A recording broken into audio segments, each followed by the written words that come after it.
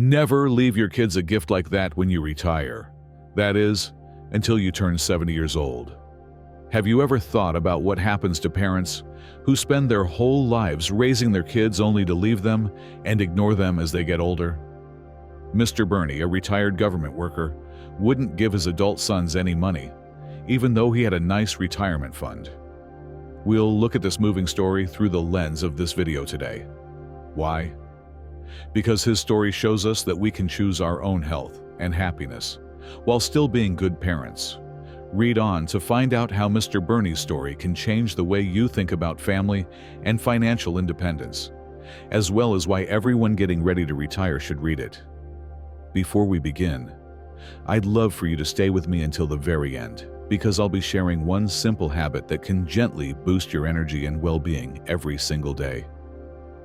If this kind of thoughtful guidance speaks to you, please like the video, subscribe, and click the notification bell so we can keep this journey going together.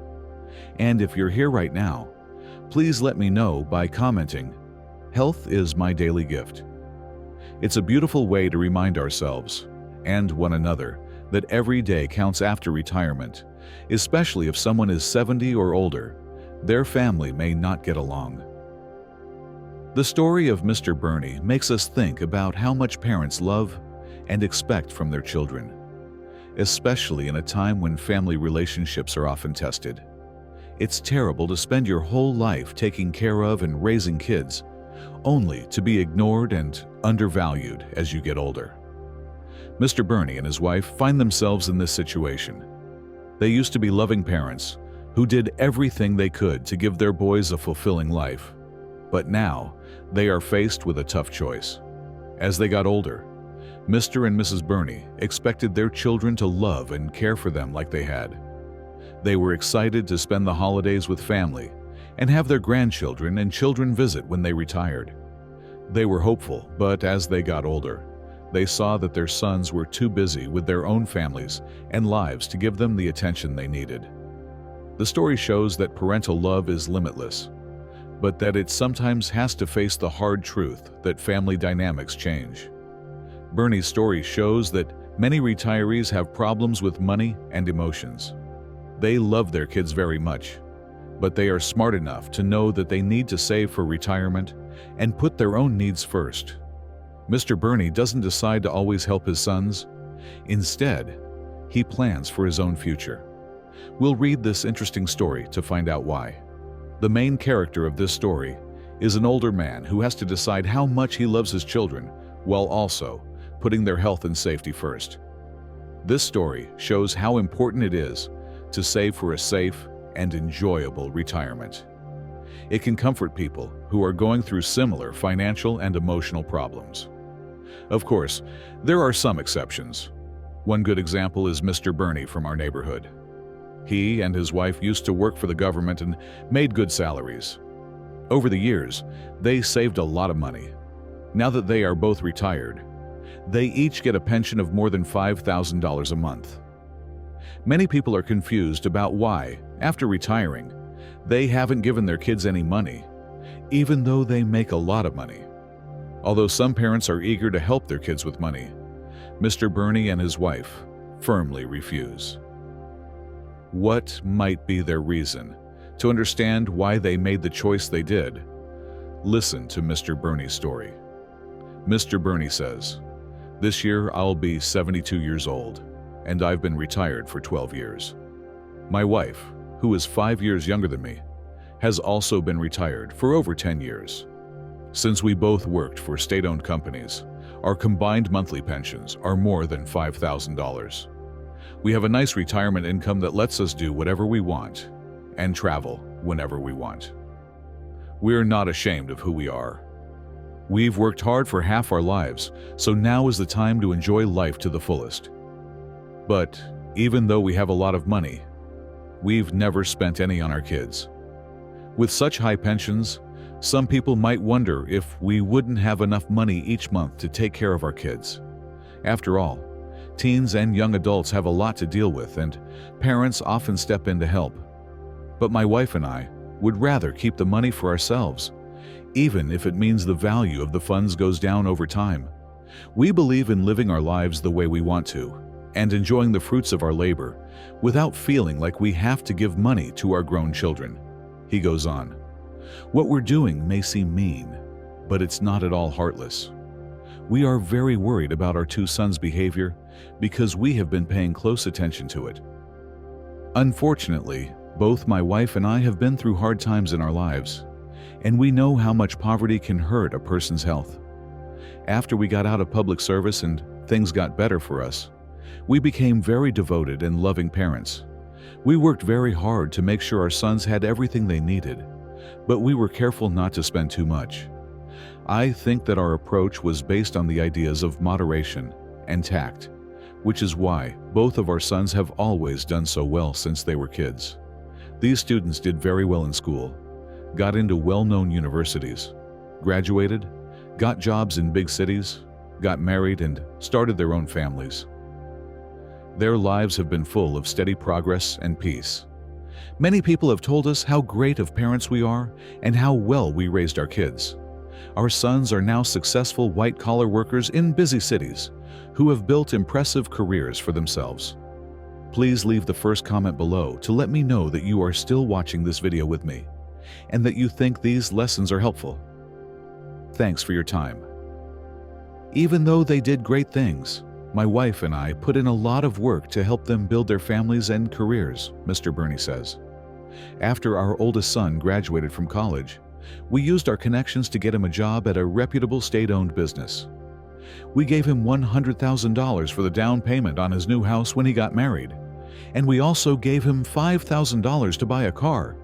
On the other hand, our younger son chose a less popular major in college, which made it hard for him to get a job after he graduated. We helped him by putting money into his education, which eventually led to him getting a stable job when he was almost 30. We gave him a dowry of more than $50,000 when he got married. He chose a bride from another province. We also bought homes for both of our sons, which used up all the savings we had built up over the years. Even though there were problems along the way, we made sacrifices so that they could be successful and happy. When Mr. Burney thinks about what his family has given up, he feels very sad. Once both of our sons had kids of their own, my wife and I chose to retire early to help take care of our growing family, he says. When she turned 50, my wife retired so she could spend more time with our oldest grandson. When I turned 60, I quit my job to go care for our youngest granddaughter. We lived for many years around our two wonderful grandchildren. It wasn't until they were old enough to start school that we could finally relax and take a breath. We gave our whole selves to raising and taking care of our sons and their families, thinking that our selfless love would be returned in the end. We thought that one day, our sons would pay us back by taking care of us when we got old. We were disappointed when our hopes came true. We didn't feel the loyalty to our parents that we had hoped for. Instead, we felt like we were being used. Generally, when children have elderly parents, they are expected to visit them often and make sure they are okay. What our sons have done, though, is not follow these rules. They rarely stay in touch and don't come home for holidays or other important events. Our oldest son only lives 300 kilometers away, which is about 4 hours by car. He only comes to visit us once a year, usually around Chinese New Year. Each visit is marked by a lack of kind actions. He shows up without any gifts and leaves with ones that seem more like a formality than a genuine act of kindness. I remember that one year, during the holidays, our neighbors' children brought their parents many goods and gifts. Our oldest son, on the other hand, was very careful about spending money.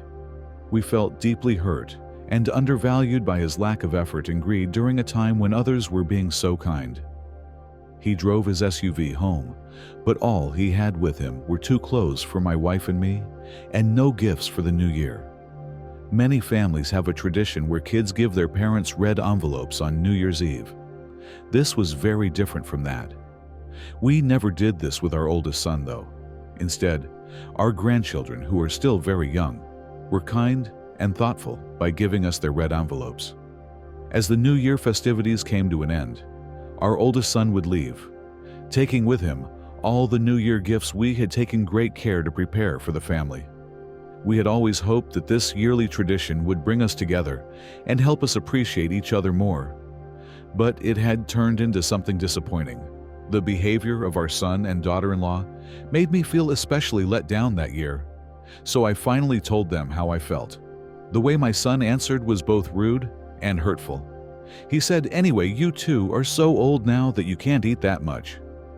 It's a waste to stay home with things."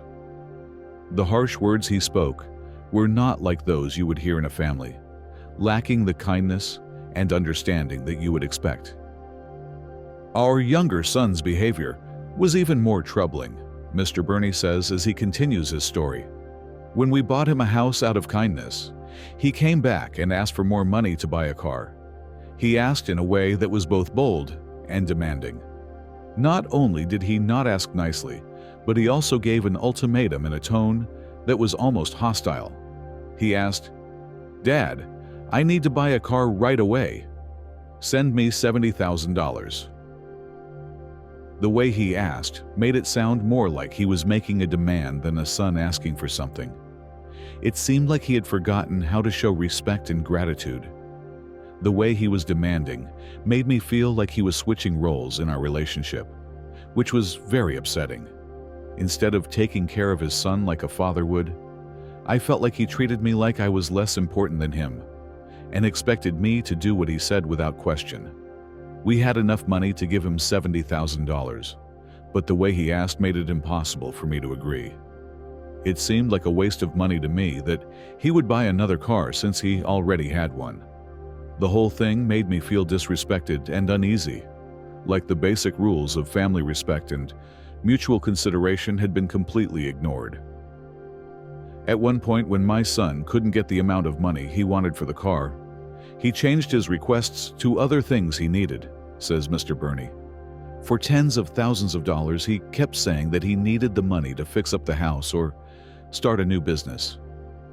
Even though he begged me over and over, I knew what he was up to and chose to give him a small amount each time.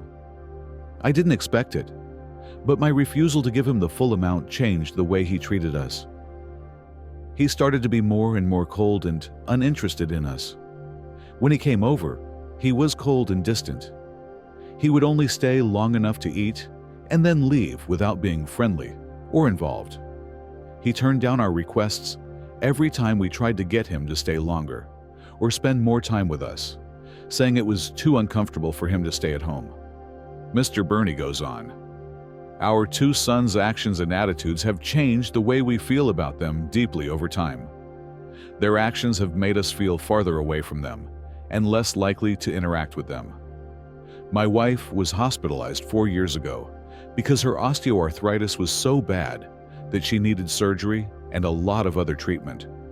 We paid for all of her medical bills ourselves, but my wife had hoped that our sons would come see her and help her feel better during this hard time.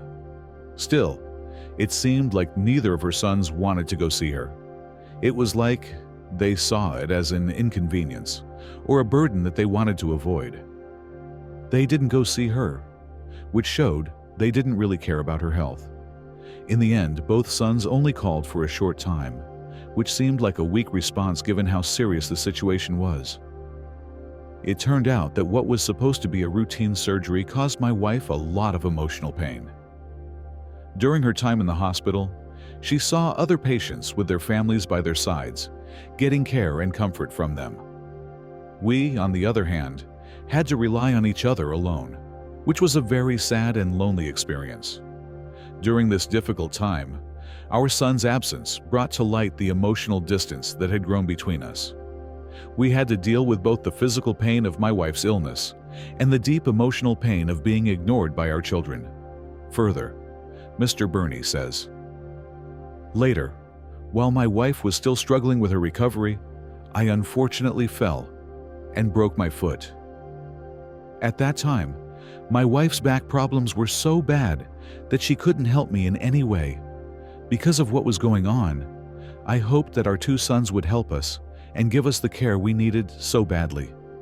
I called them and told them how bad my injury was and how important it was that we act right away. Their answers, on the other hand, were disappointing. One son told me he was too busy with work to help, and the other said he was sick and couldn't make the trip. Despite my many attempts to explain how bad things were for us, they both refused to come. Because I had no other choice, I had to spend a large chunk of our savings on hiring a professional caregiver to help me get better. While I was getting better, my grandchildren told me that my older son had taken his family on a relaxing trip to the beach, while my younger son had gone hiking as a vacation. It was very upsetting to realize that they were able to take time off to have fun while we were having a difficult time. It felt like an even bigger blow than the pain I was already feeling in my body. Feeling abandoned by my children caused me a lot of emotional pain, and it made me question the value of our sacrifices and the nature of our relationship with them. People often ask whether we should continue to use our savings to support our sons, Mr. Burney thinks as he thinks about these events. Because of what's happened, my wife and I are rethinking our relationship with them. We now know that relying on our sons for help and pinning our hopes for retirement on them might not be a good idea. While we are still capable of taking care of ourselves, their response to our needs during this crucial period has served as a stark reminder. People around us are afraid that things might get even worse if we ever got to the point where we couldn't take care of ourselves. Because of this, we have decided to keep our money for ourselves and not give them any more, even if there is an emergency. We are determined to save enough money for our retirement and medical bills in the future. Please leave a second comment below to let me know that you are still watching this video with me and that you think these lessons are helpful. Thanks for your time. If we ever get too sick or hurt to take care of ourselves, we won't ask our sons for help. Instead, we'll go to a nursing home. We know that a nursing home might not have the personal touch and family warmth that we would like, but we think that paying for professional care will give us more comfort and security than relying on our children. We want to make sure that our later years are spent in a way that keeps our honor and gives us the care and support we need. Even though we've had problems with our own sons, Mr. Burney's situation, while it may seem strange, is a reflection of a troubling reality that is becoming more common in today's world. This fact makes it clear how fragile human connections can be and how family love has changed or, often, gotten weaker over time. As societal values change, people don't feel as much duty and commitment as they used to. This is especially true for younger generations, who tend to care more about their own freedom and happiness. These days, our world moves very quickly, and it's common for young people to want to pursue their own interests and goals instead of taking on the traditional duties of taking care of their aging parents. A growing trend toward individualism seems to be overshadowing the idea of filial piety, which used to be a key part of family relationships. Because of these changes, it's getting harder and harder to find people who are as dedicated and willing to give up things for their parents as people from previous generations were. Because of these shifting factors, people who are getting close to retirement need to be very careful about how they handle their money. You can't say enough good things about having a strong retirement savings plan. Helping children in need is good, but you must also protect your financial security. It's important to find a balance between giving useful help and emotional support, and keeping enough resources for one's own comfort and well-being. Being smart with our money can keep us from ending up like Mr. Burney did, where years of unwavering support and selflessness ended up leaving him neglected and alone in retirement. It's a sobering reminder that we can't always count on the support of children, even when we mean well and try our best.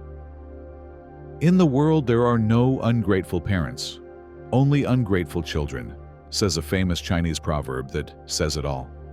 It reminds us of the harsh truth that our kids might not always show us the gratitude or support we want, even if they mean well.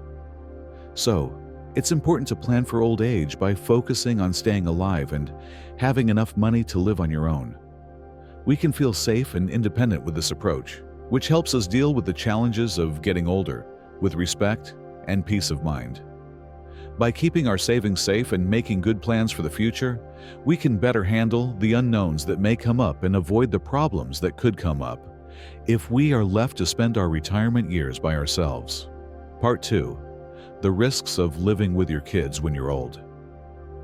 One important question that comes up a lot when people think about the later years of their lives is whether parents should stay with their kids or go after their own goals and dreams.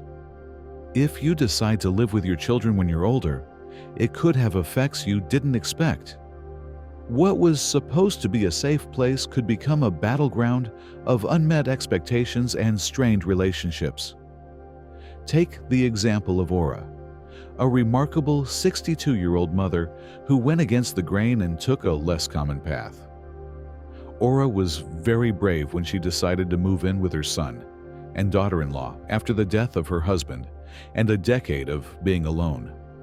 She hoped to find support and companionship in her later years, picturing a life full of close family ties and shared moments. But living with her son and daughter-in-law quickly became different from what she had imagined. What she thought would be a peaceful arrangement turned into a hard routine of unpaid work and sacrifices that weren't noticed. The closeness she wanted turned into a never-ending cycle of duties that made her feel suffocated and used. She thought her role in the family would be supportive and caring, but it turned into a never-ending list of tasks that drained her mental and physical strength. Aura had to deal with the harsh truth that her presence wasn't valued as much as she had hoped.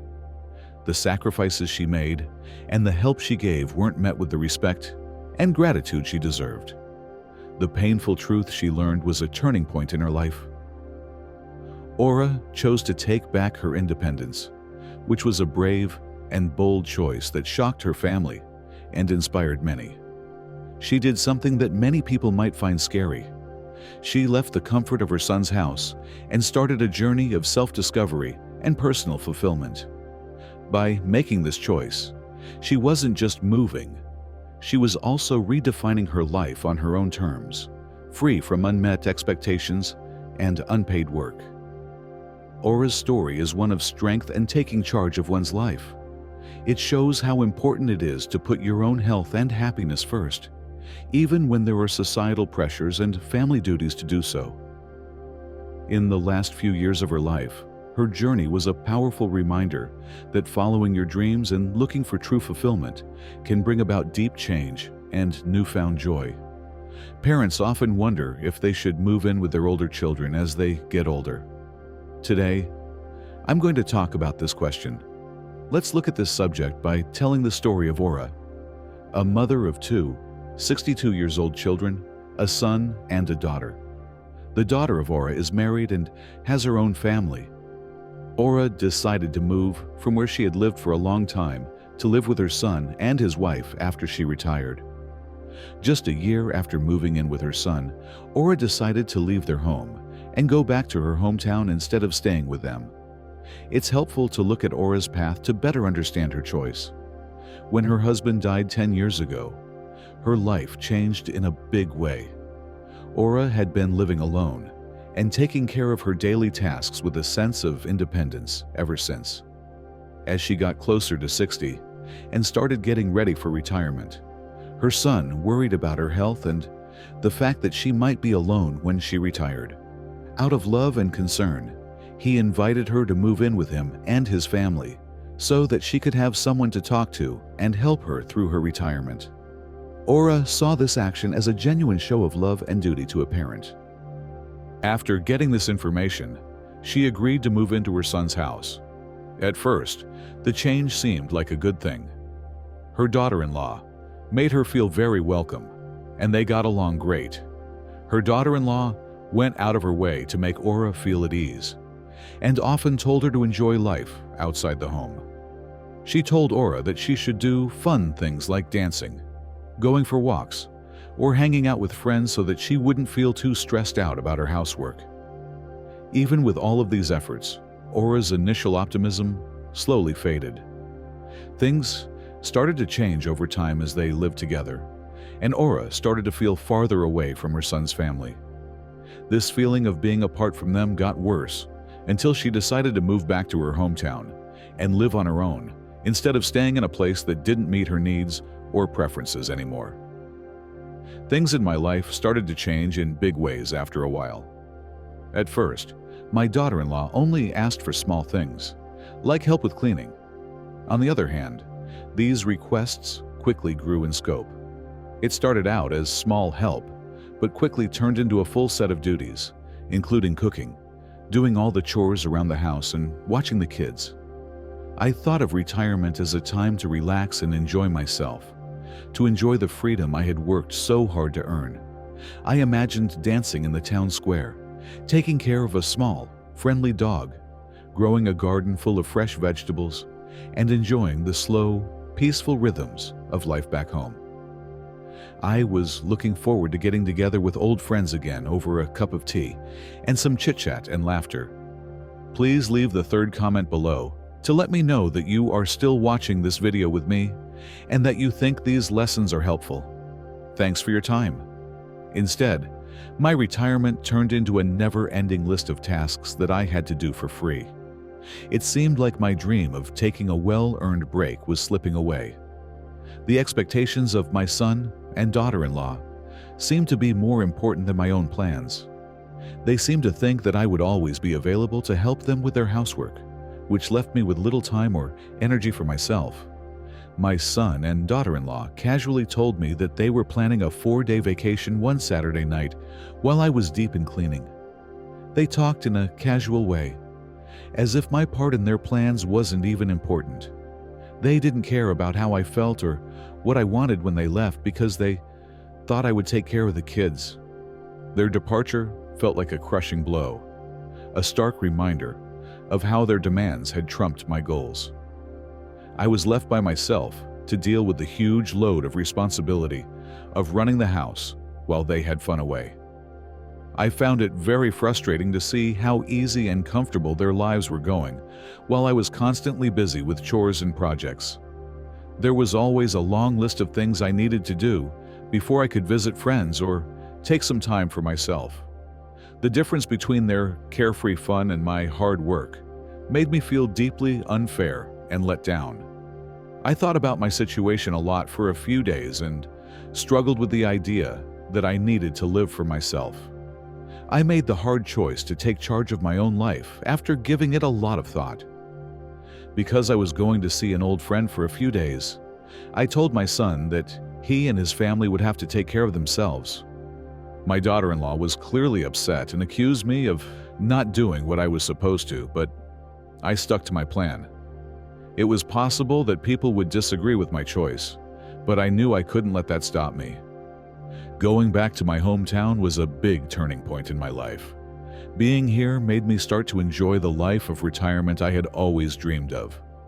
Every day became a chance for me to do things that made me happy and satisfied. This was the first time in a long time that I truly felt fulfilled. I realized something very important. I could no longer afford to keep putting other people's needs ahead of my own. I had spent half my life taking care of my son, and now it was time for him to take charge of his own life and duties instead of relying on me. Another powerful example of the strength and resilience of the human spirit is Aura's story. It was more than just defiance for her to leave her son's house and take back her independence. It was a brave claim of her right to live her life the way she wanted to. This brave move not only went against what most people expect from their elderly parents, it also broke those expectations. It went against the common belief that their main job is to serve their children all the time and showed the powerful truth that they have the right to live their own lives fully and honestly. When Aura packed her bags and headed back to her hometown, she wasn't just leaving behind a life of unpaid work and unmet expectations. She was starting a new journey full of chances to learn more about herself and find happiness.